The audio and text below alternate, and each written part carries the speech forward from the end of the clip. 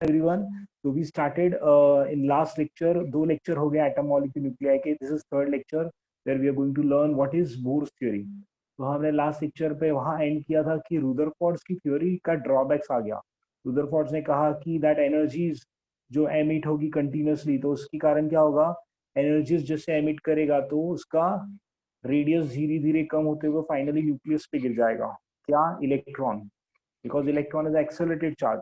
अगर ऐसा होगा तो क्या होगा, एटम अनस्टेबल होगा, but actually the atom is more stable. तो पहला ड्रॉबैक. और सेकेंड, वो राम पाटिल याद होगा कि वो ऐसा एनर्जी एमिट कर रहा था कंटिन्यूसली. कंटिन्यूस एमिट करेगा तो क्या होगा, कंटिन्यूस स्पेक्ट्रम आएगा. स्पेक्ट्रम मैंने बताया था आपको स्पेक्ट्रम क्या होता है. तो कंटिन्यूस स्पेक्ट्रम आना चाहिए था, but observe experimental spectrum was line spectrum. तो ये दो ड्रॉबैक्स के कारण, एक्चुअली बहुत सारे ड्रॉबैक्स है, बट उस टाइम पे ये दो ड्रॉबैक्स मेजर थे जिसको हम ओवरकम नहीं कर सकते थे. तो इसीलिए रुदरफोर्ड थ्योरी को रिजेक्ट किया गया. कौन आया फिर उसके बाद? तो obviously Niels Bohr was a student who was learning in under the guidance of Rutherford, and he was also learning the structure of atom. तो व्हाट ही ऑब्जर्व्ड कि अगर अगर ऐसा है कि एनर्जी कंटिन्यूस एमिट नहीं कर रही तो कैसे एमिट कर रही है. तो उसने कहीं दूसरे कंट्रीज में मैक्स प्लैंक क्वांटम थ्योरी चल रहा था. वो क्वांटम थ्योरी बता रहा था कि एनर्जी एब्जॉर्ब और emitted in the form of packets, quantas और फोटॉन. तो क्या होता है सर पैकेट्स, क्वांटास और photon?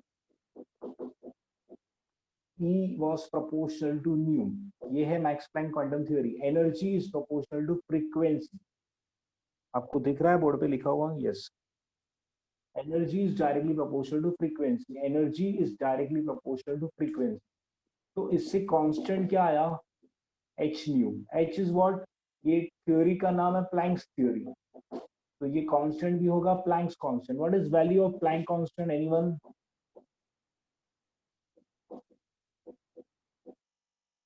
What is the unit at least? 6.63 into 10 raised to minus 34 joule second. If you are not able to see, अगर video नहीं दिख रहा है प्रॉपर मुझे बताइए, और audio I am for first time I am trying at home. तो ये लेक्चर में आपको मैंने मैक्स प्लैंक क्वांटम थ्योरी का एक बेसिक बताया कि energy is proportional to frequency. तो इसीलिए कांस्टेंट आया. प्रोपोर्शनल साइन हटाया तो constant. That constant is called as Planck's constant. इसे कहते हैं मैक्स प्लैंक्स कांस्टेंट या फिर प्लैंक्स कांस्टेंट. इसकी वैल्यू क्या है? 6.63 into 10 raised to minus 34. 6.63 into 10 raised to minus 34 joule second. ये वैल्यू याद रखना है, बहुत इंपॉर्टेंट वैल्यू है. तो आपने लिखा था लास्ट लेक्चर में मुझे लगता है, करेक्ट? Any doubt? आज छोटा सा टॉपिक होगा बट बहुत काम आएगा आपको ये third lecture. Okay, Max Planck का थ्योरी था ना जो कल्पकम, उसमें हमने ये पढ़ा था कि we are learn about energies are absorb और emit in the form of packets. ये जो एच न्यू था ना, एच न्यू, ये एक पैकेट का वैल्यू है. पैकेट, क्वांटास, फोटोन, एनर्जीज हमेशा एब्जॉर्ब और एमिट पैकेट के फॉर्म में होती है. इससे कभी भी इंटीग्रल मल्टीपल होगा, मतलब एन टाइम मल्टीप्लाई होगा. और एन क्या है? इंटीग्रल. इंटीजर. इंटीजर क्या होता है सर? इंटीजर नंबर्स आपको मालूम है दैट -2, -3, -4 +7 +17 24 35 कुछ भी नंबर होगा, बट पॉइंट डेसिमल में नहीं होगा. इंटीजर्स है वो हमेशा एनर्जी इस फॉर्म में होती है. सबसे लोएस्ट वैल्यू एच न्यू. सबसे लोएस्ट वैल्यू क्या है? H nu. What is H? Planck constant. Nu frequency. तो H nu is the packet, energy का पैकेट. तो ये चीज किसने बताई? मैक्स प्लैंक ने. और इसी को रिलेट करते हुए, इसी को साथ में जोड़ते हुए पहला पॉइंट बोर्स थ्योरी का. व्हाट इज बोर्स थ्योरी का पहला point? It is based on Rutherford theory, Rutherford theory and Max Planck quantum theory. ये दोनों को जोड़ के बनाया. What was second point? Yes Om, what was the second point?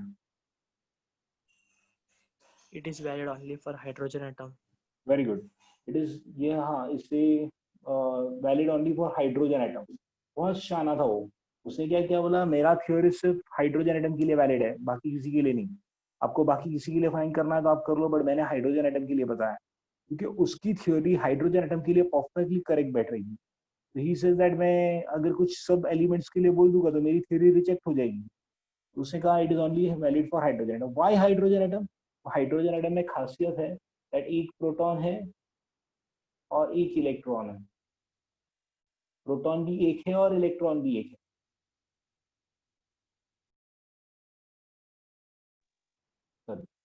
तो here there is one proton and there is one electron. तो nucleus में एक प्रोटॉन एक न्यूट्रॉन नहीं होता, इलेक्ट्रॉन एक है और एक प्रोटॉन है। ऐसा सिर्फ एक ही एलिमेंट है यूनिवर्स में, दैट इज हाइड्रोजन। तो हमें वो एलिमेंट के बारे में बताया उसने, समझा। और इसकी theory is based on 3 postulates. तो आज हम वो 3 पोस्टुलेट लर्न करने वाले। आज हमारा लेक्चर का मेजर टॉपिक है postulates of bourse theory. Postulates of bourse theory, okay. तो ये पहले 2 पॉइंट समझे। तीसरा पॉइंट क्या था? If you remember, third point, it is based on 3 postulates. Exam में आया तो ये 3 पॉइंट नहीं लिखेंगे हम, हमें तो कुछ और लिखना पड़ेगा। बट ये 3 मेजर पॉइंट आपको समझ में आए तो आपको थ्योरी बहुत इजी जाएगा कि बोर्स थ्योरी 3 पोस्टुलेट पे बेस्ड है, वो हाइड्रोजन एटम के लिए, और it is based on Rutherford theory and Max Planck quantum theory. Okay, तो यहाँ तक सबको क्लियर है? किसी का नेटवर्क जा रहा है आ रहा है, please try to see that you would be in the lecture, don't worry. Okay, यहाँ तक सबको क्लियर है। नाउ बोर्स थ्योरी स्टार्ट करते हैं। फर्स्ट पोस्टुलेट, फर्स्ट पोस्टुलेट क्या था? Anyone who remember Bohr's postulate? First postulate क्या है? वेरी डल ना? Please tell me whether if the camera is not proper, then I can see the arrangement otherwise. Not visible, correct. One second.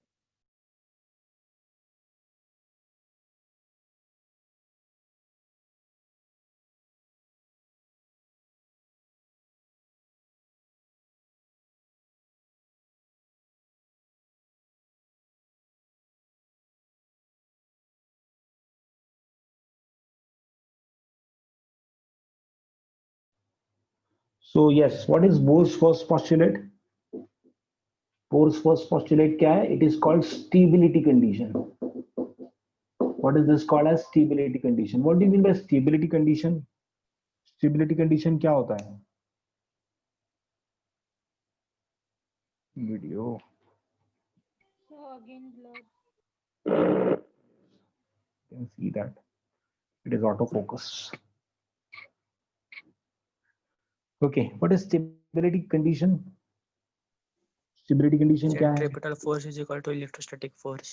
Yes, very good. यहाँ electrons revolves around the nucleus in a circular orbit, and circular orbit में center की तरफ एक force होता है जिसे कहते हैं centripetal force, and this centripetal force is provided by electrostatic force of attraction between negatively charged electron and positively charged nucleus. I'll repeat the first postulate. Electrons कहाँ घूमते हैं circular orbit में? किसके आसपास? न्यूक्लियस के आसपास। तो ये सर्कुलर ऑर्बिट में क्या लगता है? सेंट्रीपिटल फोर्स लगता है। सेंट्रीपिटल फोर्स क्या होता है? Force toward centre. तो उसे कौन प्रोवाइड करेगा centripetal force? Centripetal force is provided by electrostatic force.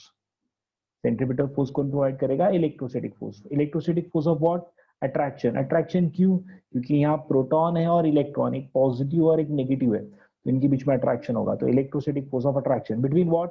Negatively charge electron and positively charge nucleus. तो स्टेटमेंट अगर कहे हम, what is the statement of sorry yes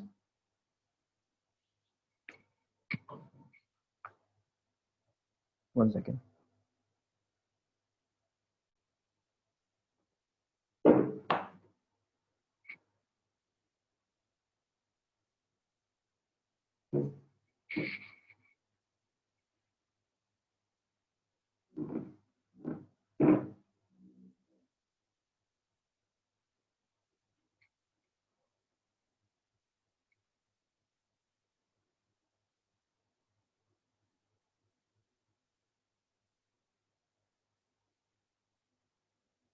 Yes.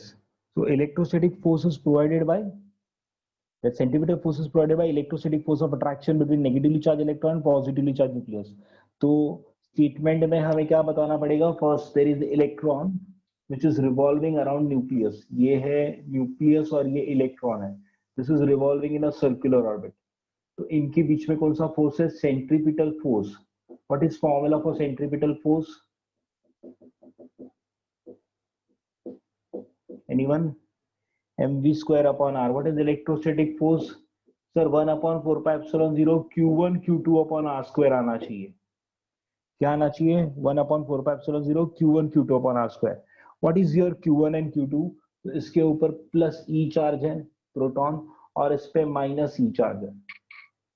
But जब हम कुलॉम्स लॉ लेते हैं तो क्या करते हैं? दोनों का मैग्नीट्यूड लेते हैं।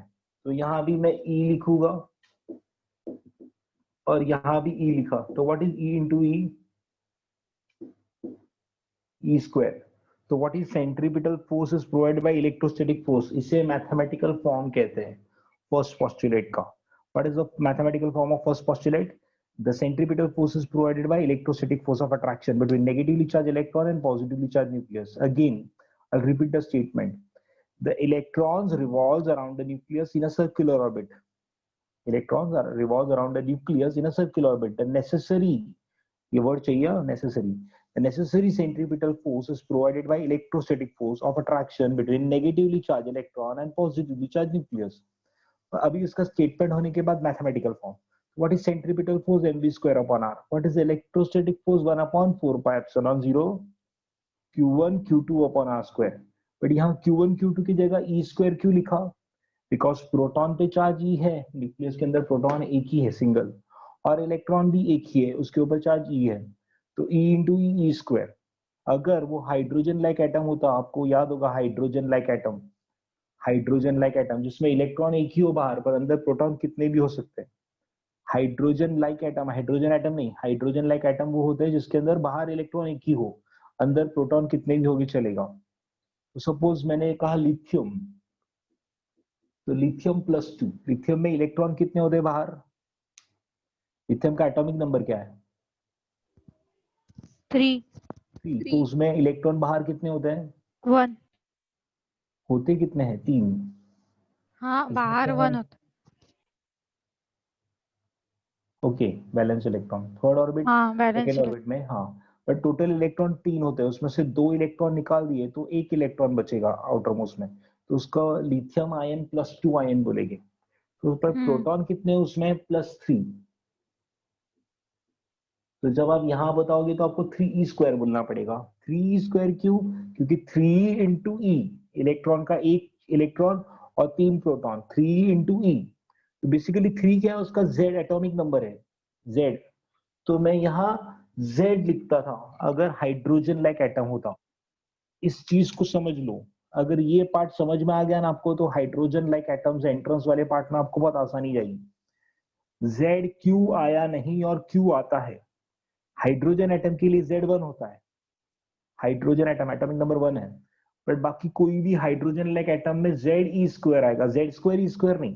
क्यों Z स्क्वायर ई स्क्वायर नहीं? क्योंकि हम अप्लाई कर रहे हैं only for hydrogen like atom. For example lithium मैंने लिया या सोडियम लिया होता तो सोडियम +10 होता, क्योंकि 11 इलेक्ट्रॉन होते हैं उसमें से 10 निकाल दोगे तो 1 बचेगा आउटर मोस्ट में, मतलब 1 टोटल इलेक्ट्रॉन बचेगा। ऐसा हाइड्रोजन लाइक एटम बनाना है आपको, तो सोडियम में 11 प्रोटॉन होते हैं ना, 11 प्रोटॉन और 1 इलेक्ट्रॉन, बाहर 1 ही इलेक्ट्रॉन बचा है, तो हम क्या कहेंगे? तो उसका Z लेना पड़ेगा। तो 11e इंटू ई मतलब 11e स्क्वायर, 11 स्क्वायर नहीं होगा, Z स्क्वायर नहीं होगा। ये कंसेप्ट समझा होगा आपको, यहां तक समझ में आया? Yes sir. तो हमें यहाँ Z नहीं लिखा है क्योंकि हमारा सिलेबस हाइड्रोजन एटम को ही डिस्क्राइब कर रहा है, एंट्रेंस में हाइड्रोजन लाइक एटम, बट पूरी आगे के सब डेरिवेशन में Z क्यों आता है और कहाँ कहाँ आता है वो मालूम होना चाहिए। ओके, कोई doubt? No sir. No sir. Okay, मुझे तो किसी का आवाज आया कि डाउट है। ओके, कोई डाउट नहीं। सो प्लीज स्टूडेंट, चैट करने के लिए मेरा जो ऑडियो चालू है वहां करना है। देन नेक्स्ट, अभी मुझे बताओ what is m mass of electron, v velocity of electron, velocity से ऑफ इलेक्ट्रॉन से घूम रहा है। Then what is e charge on electron, what is r radius of orbit of electron. r is the radius of orbit, जिस orbit में electron घूम रहा है ना उसमें, उस ऑर्बिट का रेडियस कहते हैं, उसे हम रेडियस ऑफ ऑर्बिट कहते हैं, मतलब radius of that electron, radius of orbit of electron. Radius of electron नहीं, radius of orbit of electron, क्योंकि हम m mass of electron, v velocity of electron, r radius of electron नहीं है, r is the radius of orbit of electron, that e is the charge on electron. Obviously इसमें क्या क्या है देखो आप, m है, v है, r है और e है, चेक करो, m v r और e है, बाकी सब तो ये कांस्टेंट है, आपको मालूम है। सो इसे फर्स्ट पोस्टुलेट का मैथमेटिकल फॉर्म कहते हैं, इसे स्टेबिलिटी कंडीशन भी कहते हैं। सर हमने ये पढ़ा था बट मैथमेटिकल फॉर्म नहीं दिखा था ऐसा, और इसका बहुत फायदा होने वाला है हमें। फर्स्ट पोस्टुलेट का मैथमेटिकल फॉर्म याद रखना पड़ेगा, mv square upon r, that is centripetal force, mv square upon r is called centripetal force, and electrostatic force 1 upon 4 pi epsilon 0 e square upon r square. I would ask you to mug up by heart ये sentence, ये statement और ये mathematical form याद रखने बोलूंगा मैं। mv square upon r is equal to 1 upon 4 pi epsilon 0 e square upon r square, 1 upon 4 pi epsilon 0 e square upon r square. रीमिंग में बनेगा, थोड़े दिनों के बाद आपको याद हो जाएगा। Centripetal force mv square upon r, electrostatic force 1 upon 4 pi epsilon 0 e square upon r square. Any doubt till now? उस पोस्टुलेट का मैथमेटिकल फॉर्म समझा? Yes, sir. Yes, sir. Second postulate क्या है? अभी इलेक्ट्रॉन्स, अब हम मैक्स प्लैंक क्वांटम थ्योरी और Rutherford की थ्योरी मैच की थी, पर सर यहाँ कहीं क्वांटम नंबर आया ही नहीं आपका, ना आपका ये आया क्या बोलते से प्लैंक्स कांस्टेंट का, प्लैंक्स कांस्टेंट या प्लैंक्स का थ्योरी कुछ नहीं यूज हो रहा है। सेकेंड पोस्टुलेट में उसने कहा कि अरे रुदरफोर्ड क्या बोल रहा था कि कैसे भी ऑर्बिट में घूमेगा, रेडिएट करेगा और जाके न्यूक्लियस पे गिर जाएगा। इसने बोला नहीं, वही ऑर्बिट में घूमेगा जिसका एंगुलर मोमेंटम, आपने ये लिख लिया है क्या? Have you written the centripetal force at this part in last lecture? Yes, sir. आपने स्टेबिलिटी कंडीशन लिखा है हेडिंग में? Yes, sir. Yes, sir. Sir. Yes, sir. Okay, so I think that we can move ahead. Second postulate का लिखो। Z वाला concept Neetu, Z कब आएगा पता है? जब ये हाइड्रोजन एटम की जगह कोई दूसरा एलिमेंट होगा ना तो उधर जेड आएगा यहाँ। बेसिकली क्यों होता है नीतू यहाँ? क्योंकि हम इलेक्ट्रॉन का एक ई लेते हैं और प्रोटॉन हम कह रहे ई है, पर जब हम हाइड्रोजन लाइक एटम लेंगे ना तो उसमें 3 प्रोटॉन और 1 इलेक्ट्रॉन होगा। 3 प्रोटॉन हो गए तो मुझे यहाँ 3 लिखना पड़ेगा। अगर सोडियम होता तो यहाँ 11 प्रोटॉन होते। बेसिकली हम Z एक्स्ट्रा लेते हैं, इसीलिए E इंटू ZE क्या आएगा? आप ऐसे लिखोगे ना तो ज्यादा अच्छी तरह समझ में आएगा। आपने E स्क्वायर लिख दिया ना तो आपको नहीं समझेगा, बट E इंटू ZE लिखोगे ना तो यू ऑलवेज रिमेंबर दैट एक इलेक्ट्रॉन का है और ZE प्रोटॉन का है। मुझे लगता है नहीं तो अब समझ में आया। Okay, thank you. तो सेकेंड पोस्टुलेट का नाम है, मैं नाम डिस्क्लोज बाद में करूंगा, इसे भी कोई कंडीशन कहते हैं। तो ये क्या कहता है? अभी ऑर्बिट्स, ये सर्कुलर ऑर्बिट में घूम रहा है, ये न्यूक्लियस है और इलेक्ट्रॉन सर्कुलर ऑर्बिट में घूम रहा है। तो इनका कहना है, second postulate says that electron कोई भी ऑर्बिट में नहीं घूमेगा, क्योंकि वो रुदरफोर्ड क्या बोला था कि एनर्जी धीरे धीरे कम हो रही है और स्पाइरल पाथ फॉलो करके न्यूक्लियस पे गिर जाएगा। बट ये कह रहा है सेकेंड पोस्टुलेट में कि नहीं, वो किसी भी ऑर्बिट में घूमेगा नहीं, मतलब स्पाइरल पाथ फॉलो करेगा नहीं, वो कुछ फिक्स ऑर्बिट में ही घूमता है, यहाँ से फिर यहाँ ऐसे इलेक्ट्रॉन जंप करता है। Electron will not move in any orbit, but it can revolve in certain fixed orbit. Electron can revolve in certain fixed orbit. समझ रहा है सेकेंड पोस्टुलेट? वापस से बताऊं? Yes, sir. इलेक्ट्रॉन्स किसी भी ऑर्बिट में नहीं घूमेगा, कुछ फिक्स ऑर्बिट में ही घूमता है। कौन सी फिक्स ऑर्बिट? जिस ऑर्बिट का, जिस सर्कुलर ऑर्बिट का angular momentum is integral, angular momentum is integral multiple of h upon 2 pi. वापस बोलता हूँ, electrons will revolve in only those orbit whose angular momentum, उस ऑर्बिट का एंगुलर मोमेंटम, अगर सीधा ट्रैवल करता तो लीनियर मोमेंटम आता, घूम रहा है तो उसका एंगुलर मोमेंटम आएगा। Angular momentum. Angular momentum should be integral multiple of h upon 2 pi. आप बता सकते हो h क्या है? Planck constant. प्लैंक कांस्टेंट आ गया। प्लैंक कहानी में ट्विस्ट, मैक्स प्लैंक की क्वांटम थ्योरी यूज हो रही है यहाँ। रुदरफोर्ड की थ्योरी के साथ इसने मोर ने ये नाम डाल दिया। उससे बोला है इलेक्ट्रॉन्स कोई भी ऑर्बिट में नहीं घूमेंगे। वो कौन से ऑर्बिट में घूमेंगे? वही ऑर्बिट में जिसका angular momentum is integral multiple of h upon 2 पाई। ऐसा ही स्टेटमेंट लिखना पड़ता है। Electron can not revolve in any orbit. Electron cannot revolve in any orbit, but it can revolve in certain fixed orbit. वो fix orbit में ही घूमता है। Sir वो fix orbit कौन सी होती है?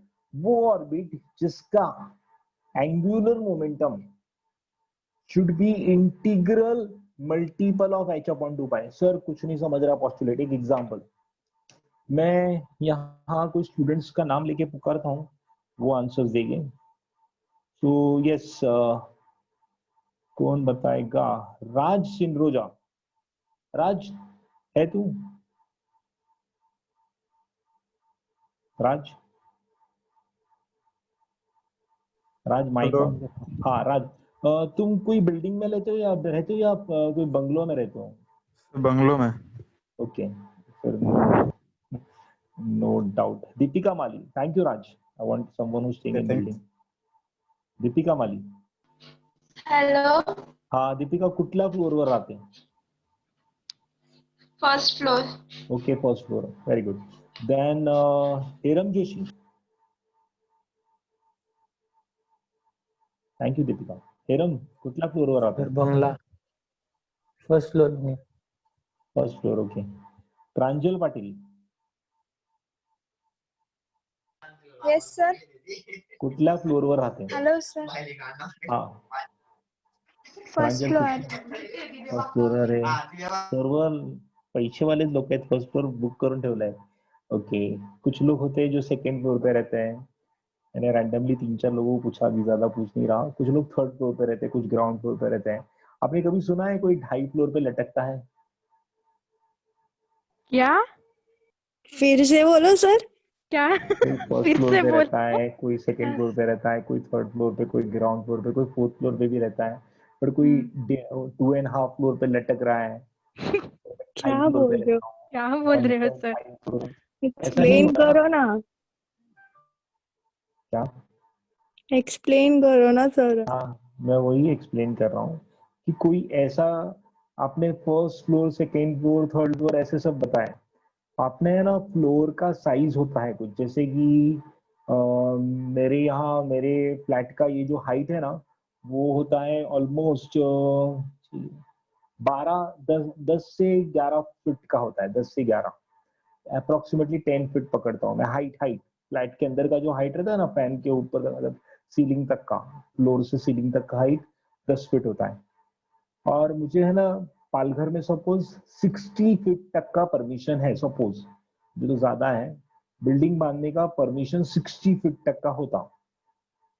ठीक है, तो मैं कितने फ्लैट बांध, मतलब कितना फ्लोर का बिल्डिंग बना सकता हूँ?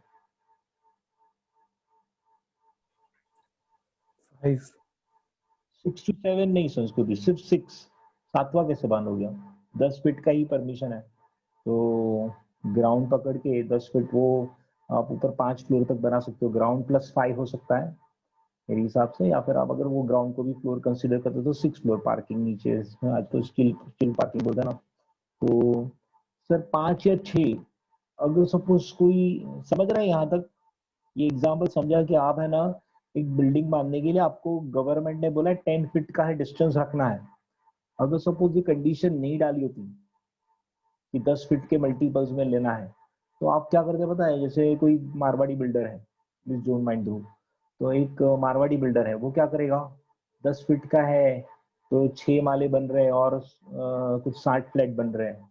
बट मैं अगर 6 फीट, 10 फीट की जगह 5 फीट का ही बनाऊं, फ्लोरिंग जो है ना, मतलब हाइट जो है ना 5 फीट का बनाओ, तो 12 फ्लोर बनेंगे, तो 60 की जगह 120 फ्लैट बनेंगे। तो कितना फायदा होगा?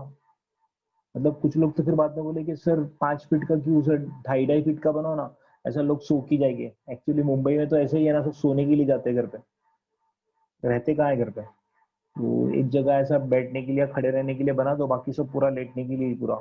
ऐसा कुछ बनाया है क्या? नहीं। गवर्नमेंट ने कहा था कि आपको पर्टिकुलर 10 फीट का एक पर्टिकुलर हाइट लेके ही बिल्डिंग का बनाना है। 10 feet was the integral multiple. उससे ऊपर 20, 30, 40, 50, 60, 70, 80 ऐसे फ्लोर्स की हाइट्स होगी। तो आपको अगर 60 फीट का बोला तो आप 12 फ्लोर नहीं बना सकते, आप 10 भी बना सकते हो। कितना 6 फ्लोर ही बना सकते हो। अगर आपने 60 फीट का परमिशन है तो आप क्या होगा, 12 फ्लोर नहीं बना सकते, सिर्फ 6, क्योंकि 10-10 के 6 बन सकते हैं मैक्सिमम। करेक्ट। तो यहाँ आपका फिक्स इंटीग्रल मल्टीपल दिया है उन्होंने, कितना दिया है? 10 फीट। और आप उसके मल्टीपल्स में ही फ्लोर बनाते हो। वैसे यहाँ फिक्स क्या दिया पता है? h/2 पाई। h/2 पाई, उससे कम नहीं होगा। अगर आपको बनाना है, आपको इलेक्ट्रॉन्स को किसी ऑर्बिट में रखना है तो h/2 पाई, सपोज h/2 पाई की वैल्यू है 10 सेंटीमीटर अप्रोक्सीमेटली नहीं, ऐसे एक एग्जांपल ले लो, 10 सेंटीमीटर है। तो आपका दूसरा जो ऑर्बिट होगा ना वो 20 सेंटीमीटर होगा, तीसरा ऑर्बिट 30 सेंटीमीटर का होगा, चौथा 40 सेंटीमीटर का। कोई 35 सेंटीमीटर का नहीं होगा, ना 31, ना 39, ना 33, ना 32, नहीं। 30 के बाद 40, 40 के बाद 50, 50 के बाद 60, ऐसे ही मल्टीपल्स में जाएंगे। इलेक्ट्रॉन्स किस ऑर्बिट में घूमेंगे? जो h/2 पाई की वैल्यू है ना उसके इंटीग्रल मल्टीपल में घूमेंगे। मुझे लगता है ये एग्जांपल आपको क्लियर हो गया होगा कि इलेक्ट्रॉन्स कोई भी ऑर्बिट में नहीं घूमते, वो फिक्स ऑर्बिट में घूमते हैं। और उस फिक्स ऑर्बिट का एंगुलर मोमेंटम इसके मल्टीपल में होना चाहिए। हमने रेडियस बोला, पर एंगुलर मोमेंटम इसके मल्टीपल में होना चाहिए, तो ही इलेक्ट्रॉन घूम सकता है। Any doubt? No, sir. Electron जो है ना वो किसी भी ऑर्बिट में नहीं घूमेगा। Electrons will revolve in certain fix orbit. कौन सी fix orbit? Whose angular momentum, वो जो ऑर्बिट है उसका एंगुलर मोमेंटम इसका मल्टीपल होना चाहिए, integral multiple of h/2 pi. h constant है, h/2 पाई कांस्टेंट होगा, तो उसके मल्टीपल्स में होगा। फॉर एग्जांपल वो 10 फीट, h/2 पाई सपोज वो 10 फीट है, तो 10 2 जा, 10 3 जा, 10 4 जा, 10 5 जा, 10 6 जा, but not any fraction of h/2 पाई। मुझे लगता है ये पार्ट समझ में आया आपको कि इलेक्ट्रॉन्स कोई भी ऑर्बिट में नहीं घूमेगा। ओके। आवाज आगे पीछे हो रही है? हाँ Aryan? Sir. Yes sir. Okay. और बैंडविड्थ भी येलो रेड ऐसा दिखा रहा है। घर पे नेटवर्क वाईफाई नहीं है ना। Zoom back. नहीं सर, अभी प्रॉपर है। Yes. प्रॉपर है अभी। Okay. So मैं कह रहा था angular momentum should be integral multiple of h/2 पाई। तो अभी ये इंटीग्रल मल्टीपल है, ये इंटीजर क्या है? ये इंटीजर को क्या कहते हैं? इसकी भी बहुत अच्छी कहानी है। पहले आपको ये समझ में आया, post second postulate, electron can not revolve in any orbit but it can revolve in certain fix orbit. What are the fixed orbit? Fixed orbits are called as stationary orbit or non-radiating orbit. उस fixed orbit को क्या कहते हैं वो लोग? Stationary orbit, क्योंकि वो उसमें से एनर्जी रेडिएट नहीं करेगा, इसीलिए नॉन रेडिएटिंग ऑर्बिट भी कहते हैं। रुदरफोर्ड की चीजों को गलत हो गया हो, रुदरफोर्ड बोला था ना रेडिएट होगा, तो ये उसने बोला कि इलेक्ट्रॉन्स उसी ऑर्बिट में घूमेगी जो ये कंडीशन और फॉलो करती है। वो ऑर्बिट को क्या कहते हैं? वो ऑर्बिट को कहते हैं stationary orbit, non radiating orbit, Bohr's orbit. 3 नाम है, Bohr's orbit, non radiating because वो रेडिएट नहीं करेगा, और स्टेशनरी ऑर्बिट।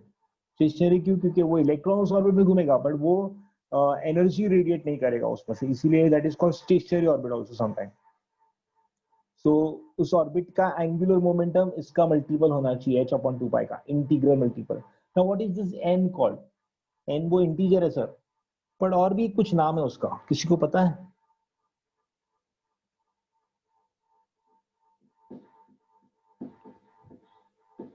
इस पोस्टुलेट को क्या कहते हैं? Quantum number. कंडीशन। ये n, नीलेश थोड़ा और बेटर। क्वांटम n नंबर क्या है? Quantum number quantum number theory. n क्या है? n क्या 1 है? 2 3। हाँ, बट वो क्या है? n क्या है? अभी तक आप समझे नहीं क्योंकि Integer. Quantum number 4, integer. Quantum number 4 है, हाँ। ओ क्वांटम हाँ नंबर हाँ 4 हाँ है। ये हाँ, वो मैग्नेटिक क्वांटम नंबर, वो मतलब जेड। ये कौन सा है? Principal quantum number. Principal principal quantum quantum number. Number. Excellent. SPDF अच्छा बेटा वो वैसे तो चार, ऑर्बिटल हाँ हाँ। क्वांटम नंबर है, ये है प्रिंसिपल क्वांटम नंबर, ये है प्रिंसिपल क्वांटम नंबर। तो इसीलिए इस पोस्टुलेट को क्वांटम कंडीशन कहते हैं। एन का वैल्यू आपने सुना होगा 1 2 3 4 होता है, कभी जीरो सुना है एन का वैल्यू प्रिंसिपल क्वांटम नंबर का? No sir, No, natural number में sir. ही होते हैं। यस, और ये इसके मल्टीपल होते हैं, और वो 1 2 3 4 और उसका नाम भी है एसपीडीएफ नहीं रंजित, KLMN, KLMN, KLMN, मालूम है ना ये, सुना है क्या? Principal yes, principal Yes, sir. Principal quantum number का वैल्यू है KLMN। आपको मालूम होगा k का वैल्यू, k मतलब n इज 1 और n इज 1 मतलब number of electrons first orbit में n क्या होता है formula, you know? 2n²। where n is 1 तो number of electron is 2, n is 2 मतलब l ऑर्बिट, l, KLMN, तो k का वैल्यू 1 तो और नंबर ऑफ इलेक्ट्रॉन 2, l का वैल्यू 2, 2 का square 4, 4 to the 8, second orbit l, l का value मतलब l ऑर्बिट मतलब क्या, n का वैल्यू 2, 2 टू द 2 का square 4, 4 to the 8, number of electrons 8 रह सकते हैं सेकेंड ऑर्बिट में। थर्ड में 18, 3 का स्क्वायर 9, 9 टू द 18, 4, 4 का स्क्वायर 16, 16 टू द 32, 5 का स्क्वायर 25, 25 टू द 50। आपको 5 से आगे नहीं मिलेंगे, आप कभी चेक करना कोई ऐसा एलिमेंट, मतलब हमने सिर्फ n का वैल्यू 5 तक ही देखा है। ये क्वेश्चन पूछा था कि k का n का वैल्यू मैक्सिमम कितना जा सकते हो आप, और 120 और 118 एलिमेंट्स आप जा रहे हो तो मैक्सिमम कहाँ तक जाओगे, तो it is maximum n is equal to 5। This an entrance question है, जेईई और नीट का क्वेश्चन है।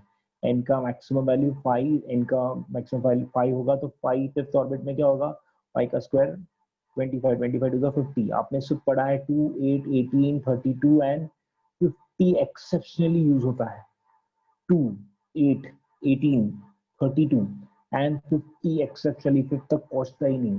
आप सब ऐड करके देख लो, 50 plus 32 is 50 plus 50, 100 and 110 होता है ना? आप ऐड करो 2 plus 8 क्या होता है, 10, 10 plus 18 28, 28 plus 32 60, 60 plus 50 60, 110, 110। 110, उसके आगे 118 तक एलिमेंट्स हुए तो 6 ऑर्बिट तक जाता नहीं है, 5th ऑर्बिट तक है। 6 ऑर्बिट में अगर आप लेना हो तो 6 का स्क्वायर 36 टू द 72 होगा उस ऑर्बिट में इलेक्ट्रॉन्स। बट आपने देखा होगा लेंथेनाइट एक्टिनेट आप सारे एलिमेंट्स का इलेक्ट्रॉनिक कॉन्फ़िगरेशन देखोगे, आपको पता चलेगा n का 6 लेना एक्सेप्शनली होता है। अगर 110 तक हम इलेक्ट्रॉन जानते थे, एलिमेंट जानते थे, तो हमारा अगर एटॉमिक नंबर 110 मतलब एटॉमिक नंबर 110 तक ही बोला होता तो हमें n का वैल्यू 5 बस हो गया, 6 एक्सेप्शनली लगता है लास्ट 10 एलिमेंट्स के लिए। तो ये चीज भी इंटरेस्टिंग है, ये क्वांटम कंडीशन कहते हैं इसे। आपको समझना होगा कि इलेक्ट्रॉन्स उस ऑर्बिट में घूमते हैं जिसका ऑर्बिट का वैल्यू 1 है, 2, 3, 4, 5, 6, हर एक का एंगुलर मोमेंटम इसका मल्टीपल होगा तो ही इलेक्ट्रॉन घूमेगा। इलेक्ट्रॉन उस ऑर्बिट में घूमेगा नहीं तो वो नहीं घूमता, और जब वो ऑर्बिट में रहता है तो एनर्जी रेडिएट नहीं करता, जब उस ऑर्बिट में रहता है तो एनर्जी रेडिएट नहीं करता। वो अगर उस ऑर्बिट से जंप करेगा तो वो second orbit, third orbit, fourth orbit में जाएगा, बीच में लटकेगा नहीं। कोई 1.5 फ्लोर पे सेकंड, 2.5 फ्लोर पे नहीं रहता, वो रहता है फर्स्ट फ्लोर पे, सेकंड फ्लोर पे, थर्ड फ्लोर पे, फर्स्ट ऑर्बिट में, सेकंड ऑर्बिट में, थर्ड ऑर्बिट में, but not in between them. In between वो रहेगा ही नहीं, इलेक्ट्रॉन कभी भी सेकंड से फर्स्ट में आएगा, फर्स्ट से सेकंड में, थर्ड में, फोर्थ में जा सकता है, जैसे एनर्जी मिलती है, energy is if it is given और इट इज टेकन, तो आपको वो ऑर्बिट चेंज करते हुए दिखेगा, but never in between this two orbits. मुझे लगता है अच्छी तरह सबको समझ में आया कि second postulate is very interesting. What is second postulate? The electron cannot revolve in any orbit but can revolve in certain fixed orbit. What is that fixed orbit? That fixed orbit whose angular momentum, whose ये word भूल जाते आप, whose angular momentum is integral multiple of h upon 2 pi. कोई doubt? No sir. Would you like to write this part? Written sir. कि आप Yes, sir. Done. But now आपको पता है एंगुलर मोमेंटम क्या होता है? लीनियर मोमेंटम इनटू, अगर वेक्टर फॉर्म में अगर आपने रोटेशनल मोशन थोड़ा पढ़ा हो तो r bar cross p bar, conservation of angular momentum में पढ़ा होगा। तो मैग्नीट्यूड में लिया तो r p sine theta, r p sine, but अगर मैं थीटा 90 किया तो साइन 91। और what is p? Linear MV momentum, m v mass into velocity. M v sorry yes, m v. तो बेसिकली क्या मिलेगा? एमवीआर, एंगुलर मोमेंटम क्या मिलेगा? MVR m r v. MV is linear momentum, MVR is angular momentum. So हम second postulate ये नहीं याद रखते, हम ये याद रखते हैं MVR is NH upon 2 pi। हमारा सेकंड पोस्टुलेट का मैथमेटिकल फॉर्म सिंप्लीफाइड वाला MVR is NH upon 2 pi, N into H upon 2 pi, that is NH upon 2 pi। Second postulate समझा? yes sir yes sir. Yes, very good। MVR is NH upon 2 pi। Sorry, now you are able to read this। Okay, so मुझे लगता है first postulate का mathematical form, अब कौन बताएगा first postulate का mathematical form? Let's see. Yes, Nilesh Sharma, first postulate का mathematical form फटाफट बताओ। mv square upon r is equal to 1 upon 4 pi epsilon naught e square by r square। Excellent. Second postulate का अरीन तुम बताओ, सेकंड पोस्टुलेट का mathematical form.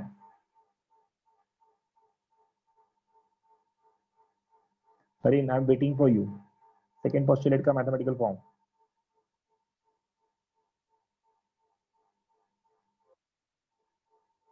Areen, झोपलाय का तू? ऐसा प्रॉब्लम है, वो फास्ट मतलब क्या होता है समझते ही नहीं। हिमानी जैन तुम बताओ। M v is equal to n h upon 2 pi. MVR is equal to NH upon 2 pi। First postulate MV square upon R is equal to 1 upon 4 pi epsilon 0 E square upon R square। Second postulate MVR is equal to NH upon 2 pi। Second postulate MVR is equal to NH upon 2 pi। Now we are moving towards third postulate, is called transition condition। क्या कहते हैं उसे?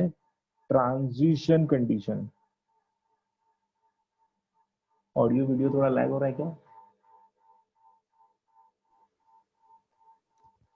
सो फिर से same problem हो रही है। हाँ, ये क्या होता है कि नेटवर्क ट्रांजिशन कंडीशन ब्लर है वीडियो। आ रहा है अभी आवाज? Yes sir. Okay, so what is transition condition? Electron transition करते हैं फ्रॉम लोअर टू हायर और हायर टू लोअर। वो कैसे करेंगे? तो इनका कहना है अरे रुदरफोर्ड बोला था कैसे भी ऐसे स्पाइरल पाथ फॉलो करेगा, नहीं, उसने इसकी कंडीशन दी, बोलते हैं ऐसा ऐसा होगा, ऐसा ऐसा होगा, करेगा तो ही वो ट्रांजिशन करेगा। क्या उसका कहना क्या था? That we are going to see. What is third postulate, transition condition. पहले थोड़ा सा हम इस टॉपिक का एग्जांपल लेते हैं। वीडियो स्टॉप हो गया, दिख रहा है ना? ओके, या सो मेरा क्वेश्चन है फॉर बंगलो वालों से ही पूछते हैं। यस, राज सिंधोजा, बंगलो में रहता है ना तू? हाँ सर। तो वहां कोई ऐसा बालकनी वगैरह है क्या? बालकनी हाँ सर, है एक। फर्स्ट फ्लोर पे है? फर्स्ट फ्लोर पे? हाँ सर, फर्स्ट फ्लोर पे। और उसकी अगर बाजू में मतलब जो कंपाउंड है उसके बाहर ऐसा मेन रोड आता है कि आसपास कहीं? तो सर थोड़ा दूर है, मतलब ऐसा हाँ ठीक है, मैं पास वहां में नहीं। खड़ा हूँ, सपोज मैं वहां खड़ा हूँ। हाँ अब है ना, राज वहाँ खड़ा है और उस एक्चुअली फर्स्ट फ्लोर पे, जस्ट इमेजिन ना राज, जस्ट एन एग्जांपल है। हाँ सर। हाँ, तो ऐसा हुआ कि राज है ना वहाँ फर्स्ट फ्लोर पे, उसके पापा का बेडरूम है और वहाँ उन्होंने कबर्ड है एक मस्त एकदम तगड़ा सा गोदरेज का, और उसमें जितना भी एक्चुअली वो अभी आजकल बैंक का बहुत फ्रॉड हो रहा है ना, तो पापा वो जो भी पैसे कमाते हैं ना वो सिर्फ वो गोदरेज के लॉकर में ही रखते हैं उसमें। तो राज वो एवरीडे ऑब्जर्व करता था कि हाँ पापा उस पे रख रहे पैसे, पापा उस पे रख रहे पैसे। मैंने एक दिन उसको फोन किया, राज सारा पैसा है ना एक मस्त चद्दर रहेगी बड़ी सी, उसमें चद्दर लेना पड़ेगा ना, टॉवेल और रुमाल में तो आएगा नहीं ज्यादा पैसा, तो ये सब जमा कर और तू चद्दर में डाल, और मैं नीचे खड़ा हूँ देखो रोड के उस तरफ, तो वहां डाल दे ऐसा। तो राज ने कहा ठीक है सर, आप बोल रहे हो तो करना तो पड़ेगा। उसने सब ऐसा लिया और ऐसा नीचे फेंक दिया एंड मैंने ऐसा जंप मार के पकड़ लिया, ऑब्वियसली गिरना नहीं चाहिए ना पैसा, तो पकड़ लिया। नाउ अगर अगर ये जो मैंने आपको एग्जांपल बताया वो ऊपर था, राज जब उन्होंने बंगलो बनाया, पैसा कमाया, इतना पैसा जमा किया था, वो ऊपर एक लेवल पे था, फिर जब उसने वो जो पैकेट नीचे फेंक दिया ना, अब वो आ गया कहाँ गया,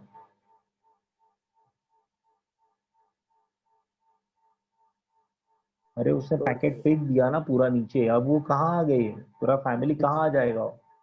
रोड पे सड़क पे ग्राउंड पे, ग्राउंड पे, रोड पे ऐसा क्या बोलते हो आप लोग ये ना, रोड पे नहीं, रोड पे नहीं, ग्राउंड पे आ जाएगा, ग्राउंड लेवल पे आ जाएगा ना। अब मैं आपको बताता हूँ कि अगर अगर मुझे पैसे कमाने होते, राज के पेरेंट्स जितने कमाए, for example, please Raj don't mind, just an example, I am taking your example, I can take any one examples. तो एक वो जो है ना, हायर से नीचे आने के लिए उसे सिर्फ गठड़ी फेंकनी पड़ी, पर मुझे नीचे से ऊपर जाने के लिए बहुत मेहनत करनी पड़ती, मुझे नीचे से ऊपर जाने के लिए बहुत मेहनत करनी पड़ती। उसके पेरेंट ने किया उतना मेहनत करके, इतना बंगलो, मतलब जो भी फ्लैट या घर बनाया वो बहुत मुश्किल से बनाते हैं और बहुत पैसा कमा के ऊपर, मतलब आप एक स्टेटस पे आते हो या एक लेवल पे आते हो, बट वहां से नीचे आना बहुत आसान है, पर नीचे से ऊपर जाना बहुत मुश्किल है। अगर मुझे मुंबई में फ्लैट लेना है 30 फ्लोर पे तो बहुत महंगा पड़ता है, 30 का 30 फ्लोर 31 फ्लोर करना होगा ना, तो मुझे बहुत पैसे एक्स्ट्रा देने पड़ेंगे। आप जानते होंगे कि जितना टावर बिल्डिंग में आप ऊपर ऊपर रहते हो उतना पैसा ज्यादा होता है, हर फ्लोर पे 1 लाख रुपया बढ़ता था जब तक मुझे पता है, हर फ्लोर पे एक लाख या 2 लाख रुपया बढ़ता है। तो आप 7th फ्लोर पे ले रहे हो या 17th फ्लोर पे ले रहे हो, उतना फर्क होगा 10 लाख का एक्स्ट्रा। तो मतलब सब कुछ फैसिलिटी, एरिया वेरिया सेम, सिर्फ फ्लोर के साथ पैसा बढ़ता है। जो ज्यादा कमा रहा है वो ऊपर ऊपर जा रहा है, पर जो कम कमाया है तो वो फर्स्ट फ्लोर पे रहता है, सेकंड फ्लोर पे। पालघर में ऐसा नहीं होता, पालघर में उल्टा है, फर्स्ट फ्लोर पे ज्यादा पैसा लगता है। पर मैं मुंबई की बात बता रहा हूँ कि आपने ऑफिस आपकी बहुत टावर बिल्डिंग में बनाई है, तो जितना ऊपर वाले फ्लोर पे होगा उतना पैसा आपका ज्यादा लगेगा, मतलब आप कम कमाए हो पर कमाने लगोगे, आप ऊपर जाओगे और ऊपर और ऊपर, ऐसे हायर फ्लोर्स पे जाने की कोशिश करोगे। मतलब आपको जाना है ऊपर, अगर जाना है हायर फ्लोर्स पे तो आपको, मुझे एनर्जी देनी पड़ेगी, पैसा देना पड़ेगा। बट अगर आप ऊपर वाले फ्लोर से और कुछ ऐसा काम कर दो, जैसे ये गठरी बांध के फेंक दिया नीचे, तो क्या होगा, आप ग्राउंड पे आने को ज्यादा टाइम नहीं लगेगा, ग्राउंड पे आना होगा तो ज्यादा टाइम लगेगा, मतलब मैं खुद से ऊपर नहीं जा सकता, बट हाँ मैं खुद से ऊपर से नीचे आ सकता हूँ। ट्रांजिशन कंडीशन क्या बोल रहा है कि इलेक्ट्रॉन नीचे से ऊपर खुद से नहीं जा सकता, उसको एनर्जी देनी पड़ेगी। बट क्या इलेक्ट्रॉन ऊपर से नीचे आएगा? खुद से आ जाएगा सर, वो आ हाँ, सकता है। कैसे आएगा? Electron can not, energy gain. Electron can not jump from, electron cannot jump from, I'm expecting higher to low, formulas. If electron cannot jump from top to lower to higher. Lower to lower higher, energy level, more better, lower energy level to Higher energy higher level. Energy level. higher energy level by its own. Electron cannot jump from lower energy level to higher energy level by its own, by its own, खुद से वो ऐसा jump नहीं कर सकता। Electron cannot jump from lower energy level to higher energy level by its own, but it can jump from higher energy level to lower energy level, lower energy level by emitting energy, Energy. energy in the form of Packet. Packet. packets, Photons. photons, quanta। वो गठड़ी गठड़ी याद करो, वो sir गठड़ी packet voice फेंकेगा late आ तो रही है। Desynchronizer. डिसिंक्रोनाइज हो गया।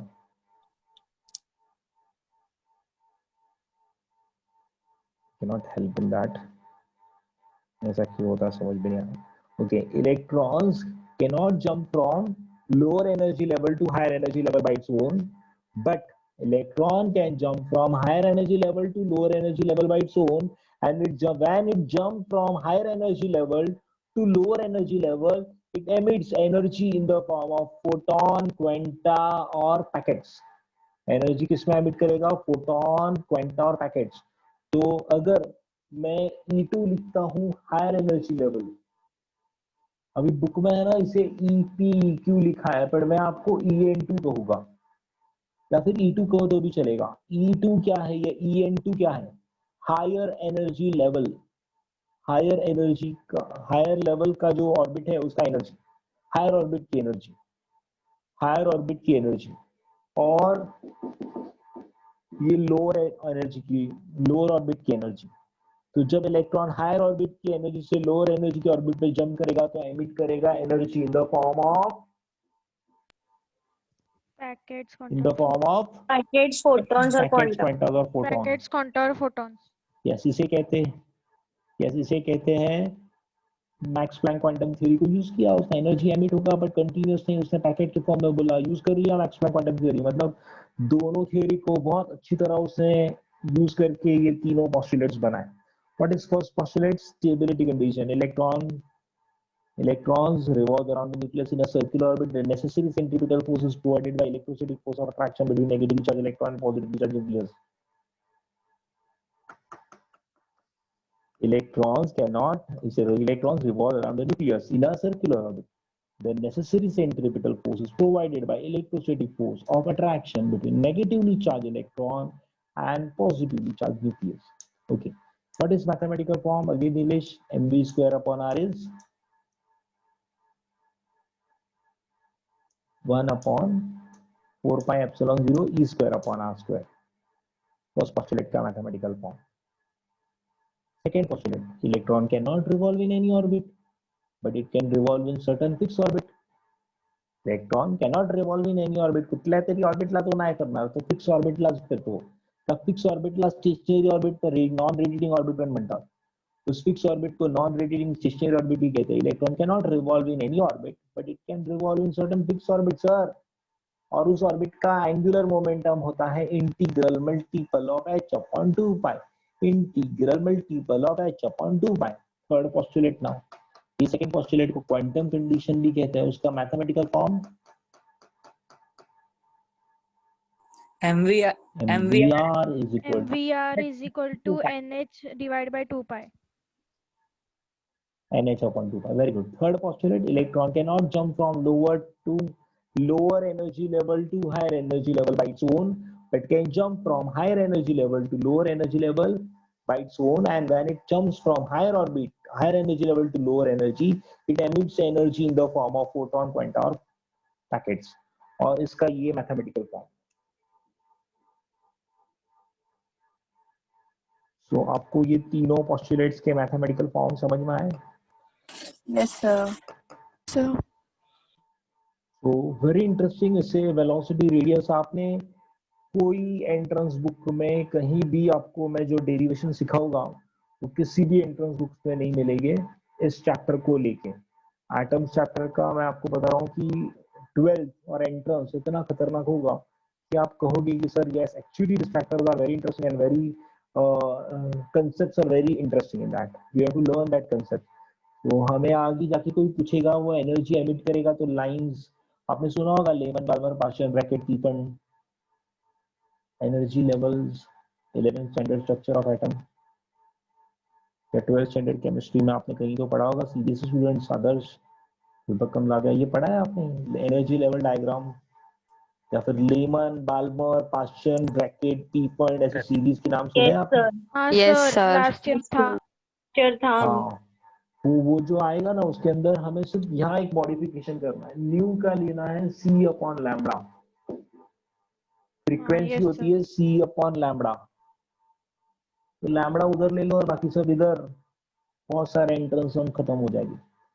यही सेम कंसेप्ट ड्यूअल नेचर और मैटर एंड रेडिएशन में भी यूज होता है. ड्यूअल नेचर और मैटर एंड रेडिएशन सीबीएसई में. तो बहुत खतरनाक चैप्टर है ये, बहुत मजेदार है. एक साथ 3-4 निशाने लग जाते हैं. न्यूक्लियस मतलब ये न्यूक्लियर केमिस्ट्री में 11 में काम आता है. इस चैप्टर की बात ही अलग है. It is the best chapter of physics where you can learn and understand every concept. Real है, मॉडर्न फिजिक्स है ना, वो थ्योरेटिकल नहीं है। जैसे लाइट दिखता नहीं है फिर भी हमें लाइट के बारे में पढ़ना पड़ता है। लाइट से दिखता है बट लाइट दिखता नहीं है।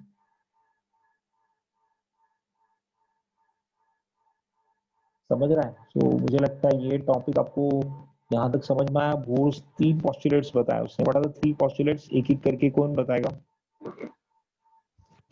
सबका मैथमेटिकल फॉर्म। सर हाँ बोलूं मैं? हाँ बोलो, फर्स्ट पोस्टुलेट का स्टेटमेंट। हाँ, mv square upon r is equal to 1 by 4 pi epsilon naught into e square by r square. Second postulate, L is equal to nh divided by 2 pi, that is mvr is equal to nh upon 2 pi. And then transition condition, en2 minus en1 is equal to h mu or h into c by lambda. Very good. Now mathematical form हो गया, sentence form में बताएगा कोई? Will tell the sentence form. First postulate. Sir yes. एक doubt है, वो जो postulate है वो मतलब डेफिनेशन तो नहीं होते ना, तो फिर हम अपने वर्ड्स में लिख सकते हैं ना? हाँ, पोस्टुलेट एक्चुअली लॉज जैसे है, लॉज। इसको ओके वर्ड्स में लिखो चलेगा आपके वर्ड्स में, बट मीनिंग चेंज नहीं होना चाहिए। हाँ ओके जैसे न्यूटन लॉज ऑफ मोशन है ना, उसका फर्स्ट लॉ का स्टेटमेंट अलग अलग लोग अलग अलग बताते हैं, बट फिर उसका मीनिंग चेंज हो जाएगा तो नहीं चलेगा। First postulate, second postulate, third postulate मैंने जो बताया है, इलेक्ट्रॉन्स आराम से समझ सकते हो। Electrons revolve around the nucleus in a circular orbit, and that electrons require centripetal force that is provided by electrostatic force of attraction between negatively charged electron and positively charged nucleus. Electrons cannot revolve in any orbit but can revolve in certain fixed orbit called stationary orbit or non-radiated orbit, whose angular momentum is integral multiple of h upon 2 pi. Third postulate sir क्या है? Third postulate है कि electron transition condition, lower to higher नहीं हो सकता but higher to lower हो सकता है, और हायर टू लोअर जब होगा तो एनर्जी एमिट करेगा इन the form of packet, quanta और फोटॉन। आप समझ जाओ तो फिर वो सेंटेंस बन जाएगा। Okay sir. सेंटेंस बनाना मुश्किल, yes, but if you don't understand in that, एक भी चीज आपको नहीं समझोगे उसमें, तो तीनों पोस्टुलेट नहीं तो ये चैप्टर नहीं, ये चैप्टर भी उसी पे डिपेंड करता है। कोई doubt till now? No, sir. First postulate को क्या कहते हैं, कौन सा कंडीशन कहते हैं?